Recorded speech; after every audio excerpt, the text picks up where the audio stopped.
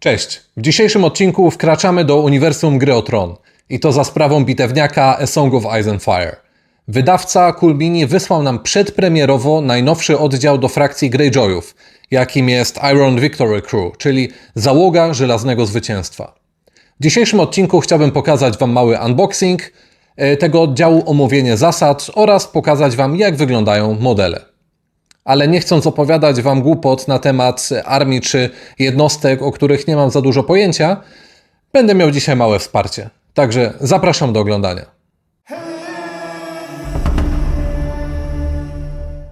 Dzisiaj jest ze mną mój kumpel Jacek, który na co dzień gra właśnie frakcją Greyjoyów. Tak, cześć. Gram w grę o Tron od roku. Doświadczenie w grach bitewnych mam od 8 roku życia. I postaramy się Wam dzisiaj opowiedzieć o nowym oddziale do właśnie tej armii. Dokładnie. Cool Mini wysłał nam przedpremierowo najnowszy oddział właśnie do frakcji Greyjoyów, Iron Victory Crew, czyli załoga Żelaznego Zwycięstwa. I w dzisiejszym odcinku pokażemy właśnie Wam, jak wyglądają te modele oraz jak prezentują się ich zasady. Spójrzcie. Czyń honory. Pokaż, co tu się dzieje.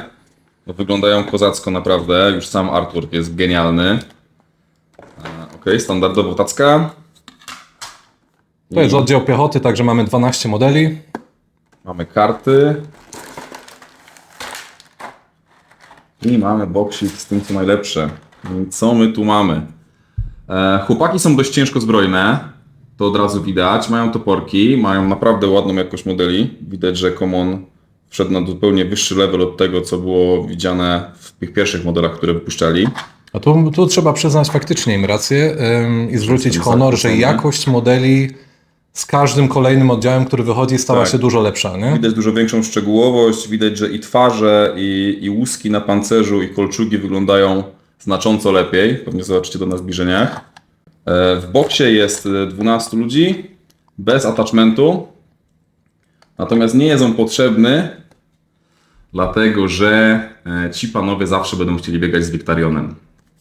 Kosztują 6 punktów i mają tak, movement 5, 4 plus save'a, więc jak na Greyjoyów to jest bardzo dobra wartość. To jest na równi z Stone Shore Pillagerami, którzy byli właściwie po Ironmakerach jedyną opcją na to, żeby Greyjoye byli jakkolwiek przeżywalni poza naszym cudownym leczeniem. Mają 6 moralki, co jest bardzo fajnym wynikiem. Jeśli chodzi o atak, to jest 7, 5, 4 na 3+, czyli jest całkiem spoko. I teraz zasady, czyli najlepsze mięsko tego oddziału. Bo Sundering. Sundering na dzień dobry, to jest coś pięknego. Jeśli mają 2 pillage tokeny, to przed wykonaniem ataku, przed rzutem kośćmi, nakładają na przeciwnika żeton paniki. I teraz kolejna rzecz, która się idealnie po prostu kombuje z, wspomnę już teraz, Victarionem. Jeśli Victarion jest dołączony do tego oddziału, to zaczynają grę z jednym pillage tokenem. I teraz tak, Sundering, przed rzutem kośćmi ataku nakładana panika, z Victariona nakładane vulnerable w szarży i z Victariona wyszys sprawia, że przy odrobinie szczęścia i jakimś booście z innych oddziałów jest szansa na pożarcie przeciwnika jednym kombatem. To jest nowy must have, jeśli chcecie grać Victarionem. Już Przypomnij jeszcze cenę tego oddziału, ile on punktów kosztuje? 6 punktów, więc są 1 punkt tańsi od Silentów, którzy do teraz byli absolutnym dla mnie przynajmniej must have'em dla Victariona. To będą nowi Silenci. To będzie nowa meta, zobaczycie, to będzie grało zawsze na Victarionie. I mają jeszcze jedną zasadę, o której nie wspomniałem. Jeśli są w kombacie z przeciwnikiem, który ma mniej szeregów niż oni, to natychmiast automatycznie zdają panikę. I to się wydaje też mega mocne. To jest tak dobre na Greyjoyach. Bo naszym główną słabością jest panika. Mamy dosyć słabe morale. Przez to trzeba brać Ashe NCU, żeby to trochę wzmacniać. Przez to trzeba brać Baylora NCU, żeby on sobie gdzieś tam dawał ten reroll moralki. Ale poczekaj, oni mają 6 plus moralki, nie? Tak. Także to nie jest wcale też tak źle, To nie jest źle, ale oni nie będą mieli nigdy 6+, bo zawsze z Victarionem będą zaczynać z jednym pillage tokenem, więc na dzień dobry mają 5+. I 5+, plus opcja tego, że będą zawsze zdawać, jeśli przeciwnik ma mniej szeregów, a zawsze będziesz chciał nimi szarżować i podejrzewam, że po 7 kostkach na 3+, z Sunderingiem, z Vulnerable w szarży i z Vicious, a później jeszcze z żetonem paniki. No Przewaga nie ma raczej opcji, będzie po ich stronie, dokładnie, jeśli chodzi o ilość szeregów. nie ma absolutnie opcji na to, żeby ktoś sobie do tego podszedł lekko. Ja sobie nie wyobrażam, ja zawsze gram Victarionem, to jest moja wada. Uważam, że to jest najlepszy dowódca w Greyjoyach, najbardziej Greyjoyski Greyjoy i oni będą po prostu zawsze grali. Już pomijam fakt, że flafowo też mega fajnie Tak. wkomponowują się w całą tą armię. Absolutnie siedzą w tej armii genialnie. Ja lubię flapowe rozpiski, lubię grać Erykiem w Ironmakerach, bo ma to dla mnie sens. I tak samo podejrzewam, że Victarion będzie już na stałe siedział w swojej własnej załodze, bo pasuje tutaj doskonale. Trochę szkoda, że ten oddział wymaga Victariona, w sensie wymaga. No możemy olać tą ideę tego, że dostają jeden pillage token, bo to jedyny bonus, który płynie jakby z posiadania Victariona w oddziale, ale z drugiej strony grać Victarionem i nie wsadzić go tutaj, to by było okropne. No to jest chyba auto-include, nie? To jest Tak. auto-include, tak. Dokładnie. To jest oddział, który będzie zawsze grał. Tak samo jak poprzedni oddział, który został wypuszczony, czyli Stone Shop Pillagerzy. Nie wyobrażam sobie rozpiski bez nich. Absolutnie ich uwielbiam. Też mają 4 pancerza, też mają dobrą moralkę. Mogą się leczyć jak nikt inny. I myślę, że tu będzie naprawdę bardzo fajne kombo między tymi dwoma oddziałami, gdzie Stone Shop Pillagerzy z Mokoro będą mogli spokojnie, lecząc się, jeszcze dodatkowo leczyć nasze Iron Victory Crew, który będzie mógł się zająć eksterminacją przeciwników. Właśnie, jak jeszcze mógłbyś dodać, co tak naprawdę dają im te pillage tokeny? Co dają pillage tokeny? To jest mechanika, którą mają tylko Greyjoye. Polega to na tym, że jeśli zabijemy przeciwnikowi szereg, to na koniec kombatu za każdy zabity szereg dostajemy jeden pillage token. Na koniec kombatu mam na myśli już po morale, tak, po panikach. I teraz tak, takim oddziałem jak ten, przy 7 kostkach na 3+, z Sanderem, z Vulnerablem z Victariona i z Vicious z Victariona, zabić komuś jeden szereg, trzeba by mieć naprawdę koszmarnego pecha, żeby to się nie udało. Także myślę, że oni będą mieli 2 pillage tokeny. Jak się dobrze uda, to w drugiej rundzie bez problemu. Inną ciekawą też sytuacją byłoby wrzucenie im Victariona nie jako dowódcy, ale Victariona jako attachmenta, gdzie ma Counter Strike, czyli po tym jak zostaną uderzeni mogą oddać. Czyli de facto może być tak, że oni zostają zaszarżowani. Tak, oni sobie nic z tego nie zrobią. Robią Counter Strike, tak? Robią Counter Strike i zabijają więcej szeregów. Jest bardzo duża szansa. I zdają z automatu panikę. I zdają z automatu panikę. Jest bardzo duża. Nie chcesz być bity przez ten oddział. I jeśli będzie Victarion jako attachment, to też nie chcesz za bardzo bić tego oddziału, nie? Będziesz raczej przed nim uciekać, a pamiętajmy też, że jeśli tu by był jednak Victarion jako dowódca, to z overrunem gra się zamienia w warcaby praktycznie, nie? Możemy sobie zrobić hop, hop, hop. To prawda. A ten oddział ile ma ruchu? Będzie on raczej statyczny, czy nie? 5 ma 5 ruchu. To jest naprawdę dobrze. Przy 4 save'a 5 ruchu. Elegancko, niczego im nie brakuje. Greyjoye mają tendencję do posiadania bardzo, bardzo mocnych unitów, które bardzo mocno biją, czego przykładem są chociażby Riverzy, nasza taka najbardziej podstawowa piechota, a jednak na 2 pillage tokenach oni potrafią zrobić pogrom. A tu mamy takich Riverów z lepszym save'em i z lepszą moralką. Nie? Punkt więcej, ale już tych bonusów jest sporo więcej. A to, czego nie mają, to co mają Riverzy, czego nie mają oni, dostają z Victariona dowódcy, więc... Porównując na przykład właśnie ofensywny potencjał Riverów i tego nowego oddziału Żelaznego Zwycięstwa, jak to wygląda? Znaczy, oni kosztują punkt mniej. Oni kosztują punkt mniej, tak. Ja bym podchodził do Riverów jak do pocisku. Oni w coś wlecą, jest duża szansa, że może nie zabiją takiego w pełni żywego oddziału, ale jeśli oddział jest napoczęty, jeśli jest na 2 szeregach, jest duża szansa, że go zabiją. Jeśli zdobędą 2 pillage tokeny, to są praktycznie nie do powstrzymania. Oni mają Sundering, nakładają Vulnerabla w szarży, na 2 pillage tokenach mają zawsze reroll, do tego będą mieli 8 kostek na 3+. Natomiast minus ich jest taki, że mają niestety 5 save'a, i dosyć słabe morale, bo 7+. Także no, jeśli tam jakieś Lannistery się pojawią, albo jakiś smok, który im rzuci panikę z wyszys, no to oni będą cierpieć od paniki, będą cierpieć od Sandera. Ja się zawsze śmieję z tego, że Greyjoye są Sanderingo i Vulnerable odporne, bo mają tak słabego save'a, że po prostu jakby Nie robi to żadnej różnicy. Nie robi mi większego problemu, jak ktoś mi nakłada Vulnerable'a. No tu już będzie inaczej, nie? Tu już jest naprawdę save. 4 save'a to jest No powiem Ci, jako marzenie. przeciwnik, to widzę naprawdę tutaj potężny orzech do zgryzienia. Tak. No i oddział wydaje się mieć naprawdę mega fajny potencjał. Tak. 6 punktów to też nie jest chyba aż tak dużo. To nie jest problem. To jest bardzo dobra cena za ten oddział. Powiem tak, gdyby oni kosztowali 7, też bym ich Czyli wziął. tyle, co na przykład Unsullied w Targaryenach. Też bym ich wziął. 7 to jest taki pułap Silentów, to jest pułap Ironmakerów. Jakbym miał się zastanawiać między Ironmakerami a Iron Victory Crew, no raczej bym wziął Iron Victory Crew. Nie? Gorszy save, ale o wiele mocniejszy kombat, szybsi. Naprawdę genialny oddział. Jedyne, na co będzie trzeba uważać przy tym oddziale, to jest leczenie go. Nie ma żadnego wbudowanego leczenia. To się zdarza u Greyjoyów. Ja akurat gram listami, które się bardzo mocno leczą. Natomiast jeśli będziemy w odwodzie trzymać Stoneshore Pillagerów z Mokoro, to spokojnie nic im się nie stanie. Myślę, że bezpiecznie dotrą do celu.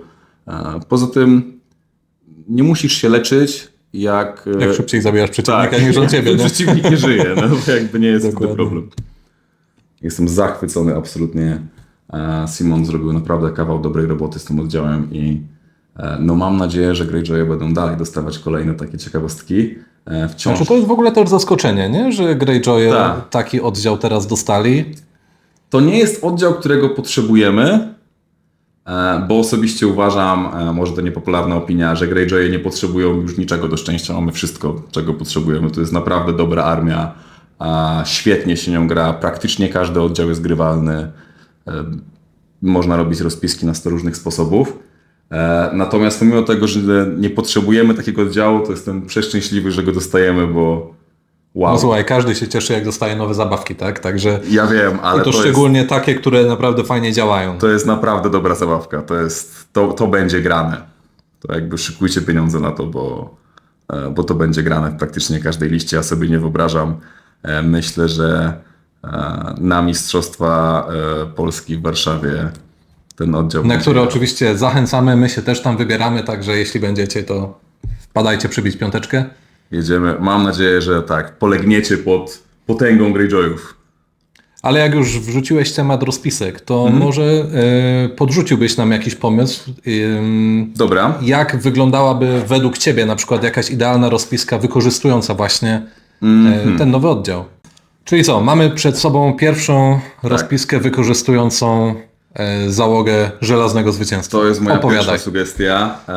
To jest lista, którą ja na pewno będę grał z przyjemnością. Zaczniemy sobie od końca, bo zaczniemy sobie od polityków. Mamy tutaj Berona. On nam jest potrzebny, dlatego że pozwala nam przerzucać moralki i daje nam harden, czyli za każdy brakujący szereg bronimy extra hit. To wzmocni nam trochę niektóre oddziały na początku gry. To jest bardzo dobry polityk, bo w pierwszych turach mamy dosyć spore problemy z moralką, zanim zdobędziemy pillage tokeny, więc szczególnie dla Riverów, czy nawet dla Harlow Reaperów taka odrobina obrony im się przyda. No drugi polityk, no balon, jakby nie, myślę, że pytanie gracza Greyjoyów, czy gra balona jest absolutnie niezasadne. Jakby, no oczywiście można zrobić listę bez niego, ale po co? Dokładnie. No i trzeci polityk, który też według mnie jest must have'em, to jest Vendamyr. Vendamyr, wchodząc na tor polityki, może wybrać, że zamiast rozpatrywać to pole, weźmie sobie jeden order token i ten order token może wydać na shifta albo na dobranie karty i wyleczenie 2 ran, jeśli dobrze pamiętam. Co pozwoli nam przesuwać odrobinę oddziały przed szarżą, ułatwić im trochę ten ruch, albo trochę się podleczyć i liczyć na jakąś dobrą kartę, a Greyjoye mają same dobre karty. Tu Czyli tak jak wspominałeś nie ma sobie wcześniej, rzeczy. boostuje leczenie, ale też Tak. dodaje trochę dynamiki takiej rozpisce zbudowanej stricte na piechocie bez kawalerii. Nie? My naprawdę chcemy przejść do przodu i ten shift z Wendamera pozwala bardzo często doprowadzić do szarży, która inaczej byłaby bardzo trudna. I teraz tak, jaki jest zamysł tej rozpiski? Mamy same atakujące oddziały, 2 z nich mają 4 save'a, co pozwoli nam na dosyć sporą przeżywalność i te 2 oddziały bym chciał zawsze trzymać w pobliżu, dlatego że będę liczył na to, że Stoneshard Pillagerzy będą po prostu leczyć Iron Victory Crew. Kolejna synergia polega na tym, że wszystkie te 4 oddziały mają wyższy w tej chwili. Stoneshard Pillagerzy dostają wyższy z Insighta, który daje im Mokoro. Riverzy dostają wyższy z Battle Scarsów od Dagmara, przepraszam. Iron Victory Crew dostaje wyższy z Victoriona. No Harlow Reaperzy to są mistrzowie paniki, oni mają wyższy z bazy. Do tego jest tam jeszcze Ramsay z Tionem po to, żeby rozsiewać tokeny paniki po przeciwnikach i w tym momencie jesteśmy naprawdę świetni w kombacie i dodatkowo jeszcze będziemy robić naprawdę ogromny pogrom w moralce, także no to jest rozpiska, która idzie po wipe'a. Tu jest duża szansa, że po prostu przelecimy przez przeciwnika jak burza, jak wściekły sztorm, tak jak Greyjoye powinni. To chyba najbardziej Greyjoye'owa rozpiska, jakiej mogłem pomyśleć, biorąc pod uwagę nowy oddział. Czyli w tym wypadku mamy 4 oddziały, które praktycznie są w stanie operować samodzielnie, Tak, nie? Są tak. jakby w pełni samowystarczalne Absolutnie. i potrafią zrobić dużo złego, nie? Jedyna sugestia, popchnąłbym Harlow Reaperów środkiem, dlatego że chcemy zmaksymalizować rozdawanie tokenów paniki, które daje nam Tion. Z moim szczęściem Tion umiera po pierwszym razie, jak rozda te tokeny, ale nawet jeśli by się to miało wydarzyć raz i miałyby to być, nie wiem, 2-3 tokeny, to wciąż jest na tyle dużo, że pozwoli nam na dobrą sprawę zmienić losy bitwy. Okej, a powiedz mi, jakie widziałbyś zastosowanie właśnie dla tego nowego oddziału w tej właśnie rozpisce? Młot idący w środku, w centrum, Znaczy tak. bardziej flanker, taki dobijający już przeciwnika, czy po prostu zamykasz oczy, idziesz wszystkim do przodu i zobaczymy jak wyjdzie. To jest najlepsza strategia, jakby inaczej.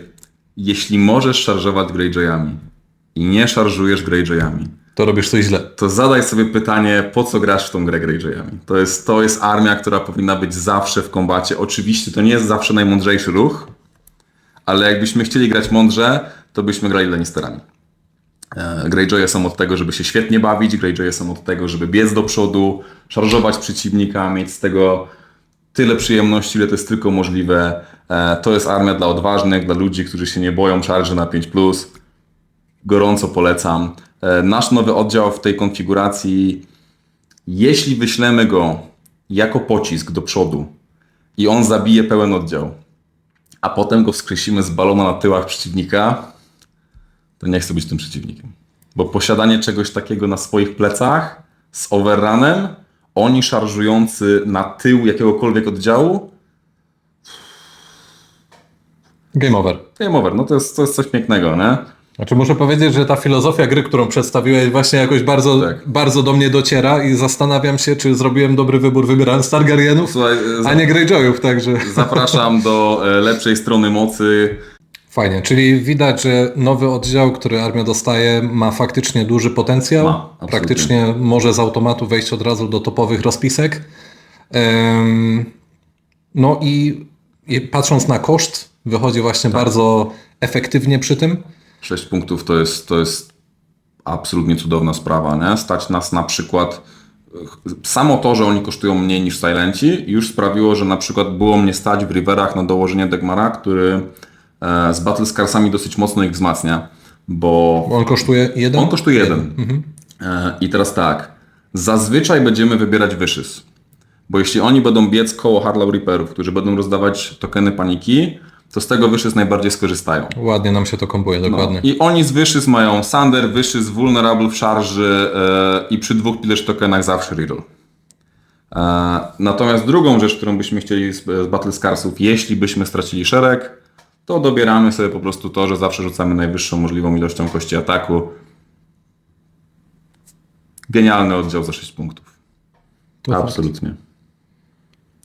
A jeszcze jakbyś opowiedział nam tylko pokrótce koszty tych oddziałów, jak wyglądają właśnie na przykład ci Iron Victory Crew na tle pozostałych No, unitów? wyglądają genialnie, bo tu mamy 5 punktów z attachmentem, robi nam się 6. Tu mamy 5 punktów, ale z attachmentem już się robi 7. Mokoro jest dosyć drogi. Bo to jest jaki oddział, jak on się nazywa? To są Stoneshore Pillagerzy. Natomiast Mokoro według mnie jest obowiązkowy w tym oddziale. Pomijam już Insighta, który daje im możliwość rzucania zawsze największą ilością kości ataku, plus Wyszysk, który absolutnie prokuje się z całą armią. To pozwala im przerzucać rany. I to się bardzo, bardzo przydaje, bo ani Riverzy, ani nasz nowy oddział nie mają możliwości wbudowanego leczenia. Sami z siebie nie mają nic, co by ich leczyło, więc ta opcja, żeby oni byli w longu, żeby dbali o to, żeby gdzieś podleczyć w razie jakiegoś tam bardzo się przydaje. Potem dalej mamy Harlow Reaperów, oni są drodzy, bo tu patrzymy na 6 punktów z bazy, plus 2 punkty za Ramzeya. Tion jest w tym wypadku za darmo. Ale Harlow Reaperzy z Ramzeyem, no testowałem to w paru listach. To jest przerażający oddział. Czyli warte tych 8 punktów. Absolutnie, to jest.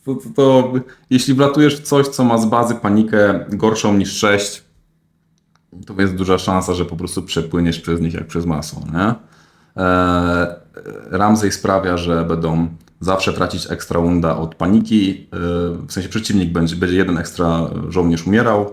Oni sami z siebie przy 2 pillage tokenach też mają coś takiego, więc potrafią zrobić naprawdę duży pogrom. Nawet jeśli to nie jest w kombacie, to w samej panice. A natomiast nasz nowy oddział kosztuje tylko 6, więc na tle reszty wygląda bardzo spoko. I dzięki temu właśnie było mnie stać na to, żeby dodać tego pana do Riverów. 6 plus obowiązkowy Commander. Tak. No, Commander jest za darmo, więc nie ma tego problemu. Także to jest pierwsza lista nastawiona bardzo, bardzo, bardzo mocno na ofensywę, czyli tak jak Greyjoye powinni grać. Czyli zamykamy oczy i Tak, przemy naprzód. tak, tu jakby myślenie jest dla innych armii. My musimy biec do przodu i bić ludzi. I to się sprawdza świetnie. Fajnie. Dzięki za to przedstawienie. Zakładam, że masz jeszcze coś w zanadrzu. Mam jeszcze 2 rozpiski, także zaraz wam je pokażemy. No dobra, mamy drugą rozpiskę w takim razie. Na 40 punktów, tego zapomnieliśmy Cały czas gramy na wspomnieć 40 punktów, tak, w to już poprzedniej, taki- także Taki standard. Niewielkie zmiany, ale jednak zmiany. W politykach usunąłem nam Berona, dodałem nam Mokoro. On się przyda z 2 względów. Po pierwsze, pozwala raz na grę wskrzesić jakiś attachment, który został zabity. A po drugie, raz na grę pozwala nam w danej turze zablokować przeciwnikowi możliwości zagrywania karty i umiejętności. To jest super. To może zmienić los gry, jeśli wlecimy w coś odpowiednio mocnym oddziałem, a tu mamy odpowiednio mocne oddziały i czasami naprawdę nie chcemy, żeby ktoś zapobiegł naszej cudownej szarży. Jeśli chodzi o oddziały, dodałem łuczników. Oni się przydadzą, żeby chociażby móc przerzucać między sobą pillage tokeny. Poza tym oni są całkiem spoko oddziałem za 4 punkty. Za 4 punkty, niewiele armii w ogóle ma dostęp do takich oddziałów. A tu mamy łuczników, którzy strzelają w longu i jeśli będą strzelać w bok albo w tył, to do tego będą mieli jeszcze reroll. I teraz tak, to jest fajna rozpiska na to, żeby ich postawić na jakimś punkcie, niech oni sobie go pilnują, niech oni sobie strzelają w bok komuś, niech przeszkadzają, a jak zginą, no to są 4 punkty, ktoś musi poświęcić jakąś dobrą jednostkę na to, żeby wyrżnąć naszych łuczników, którzy, no umówmy się, wcale nie jest ich szkoda. czyli fajny oddział, żeby zająć objective, Tak. objective, skorować punkty i ewentualnie jeszcze wbić tutaj 1 ranę czy 2. Absolutnie. Biedna piechota do zaczynania przeciwników. Jak nie mamy co zrobić, nie jesteśmy nigdzie w kombacie, są wolne miecze, albo chociażby, nie wiem, ktoś się zachował na jednym mundzie, zawsze jest opcja, że nie go dobiją. Dalej fajnie. mamy Silentów z Ashą. Asha jako dowódca ma dosyć fajne leczenie i ma też opcję nakładania tokenów, co w Greyjoyach jest dosyć dużą rzadkością, a tu jednak ta możliwość jest. Sparowana z Silentami sprawia, że nigdy nie obleją moralki, a do tego dzięki swojej dobrej moralce będą bez problemu zagrywać jej karty, które sprawiają, że po zdaniu morale może nakładać tokeny na przeciwnika. Także oni będą robić naprawdę dobry pogrom. Oni sami z siebie, jeśli zdadzą moralkę, to się leczą, a z Ashą dowódcą dodatkowo będą jeszcze wbijać wunda przeciwnikowi. Także bardzo, bardzo mocny, ofensywny oddział. Do tego przy 2 pillage tokenach, z bazy mają sandering, a przy 2 pillage tokenach ten sandering jest mocniejszy, więc obniżają pancerz przeciwnika o 2, plus przy To już robi różnicę. naprawdę Turbo różnicę. w tej grze. To był dla mnie oddział, w którym zawsze był Victarion, zanim zobaczyłem to nowe cudo. Teraz tak, to się zmienia, natomiast Silenci wciąż są bardzo, bardzo mocni. Druga ich cudowna właściwość to jest to, że przy 2 pillage tokenach w 6 celach obniżają wszystkim przeciwnikom moralkę o 1. I teraz to Co fajnie z Vicious na całej armii się komponuje. doskonale się komponuje i w połączeniu z naszym nowym oddziałem i w połączeniu z Harlow Reaperami to będzie robić naprawdę potężny pogrom. Natomiast w naszym nowym oddziale zdecydowałem się na Victariona Attachment. Victarion Attachment wcale nie jest złym pomysłem, kosztuje aż 2 punkty, jest piekielnie drogi. A co dodaje temu oddziałowi? W szarży nakładamy Vulnerabla, co się bardzo przyda w połączeniu z Sanderem, bo to nam zapewni dosyć duży pogrom i do tego mamy Relentless. Zawsze po tym, jak zostają zaatakowani, będą oddawać. A ich 4 save'a, ich 5 z bazy moralki, jeśli oczywiście zaczynają z Victarionem i mają ten extra pillage token, sprawia, że oni naprawdę będą przeżywać i będą naprawdę bardzo mocno bić. Czyli może się okazać, że ten oddział zostaje zaatakowany, jesteś w stanie wybronić trochę tych ran, tak? I Oddajesz, przeciwnik straci ten szereg Tak, i z tej zasady władcza duma tak. zdają z automatu panikę. Bez problemu, a na dodatek jeszcze Fajna sprawa. Przeciwnik się zaatakował, ty już go napocząłeś, a potem jest twoja kolej i możesz nimi atakować, jeśli jeszcze nic nie robiłeś. Więc dobry oddział do bejtowania przeciwnika. Jeśli chcemy grać taką klasyczną Też strategię... wymuszenia jakiejś takiej Tak, szarży, nie? tak. Fajny oddział twój, Możesz no. sobie spokojnie pobiec na środek i po prostu, jeśli przeciwnik nie ma naprawdę dobrych łuczników, jeśli nie gra barasiami z tymi przebrzydłymi, ognistymi łucznikami, to jest... i zbejtujesz go do tego, żeby cię zaszarżował, to spokojnie możesz grać Hammer and Anvil.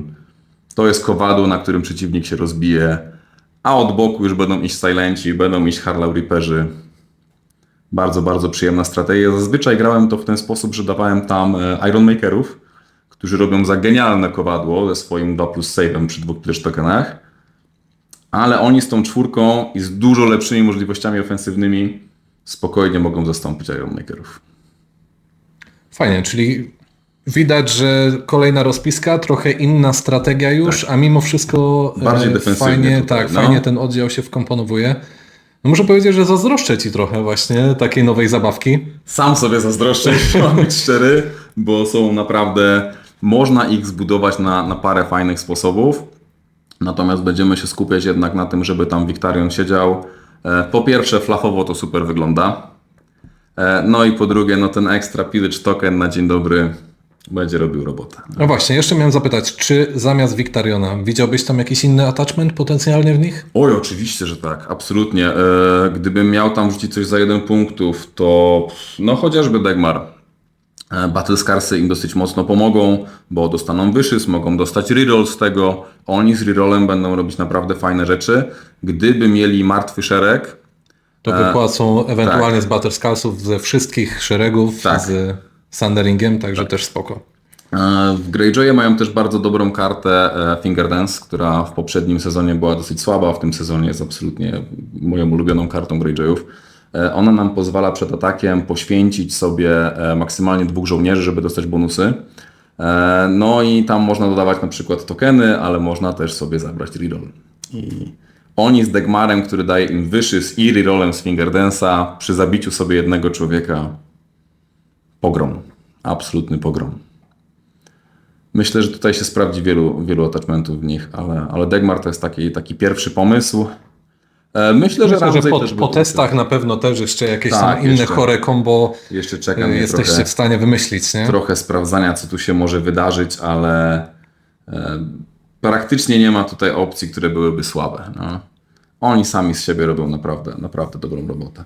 Nie, spoko, fajnie. Naprawdę muszę powiedzieć, że jestem pełen optymizmu tego, że wchodzi nowy oddział do nowej armii i wprowadza naprawdę bardzo dużo. Także liczę, że kolejne oddziały, które będą wchodzić właśnie do pozostałych armii też będą co najmniej tak samo konkurencyjne dla tych już istniejących. Nie? No zobaczymy, co wyjdzie do targów teraz nowego. Jestem sam bardzo czekam, ciekaw. może kolejne smoki. Smoków już starczy, umówmy się, nie? Smoków się akurat boję, nie przypadam za granie na nich.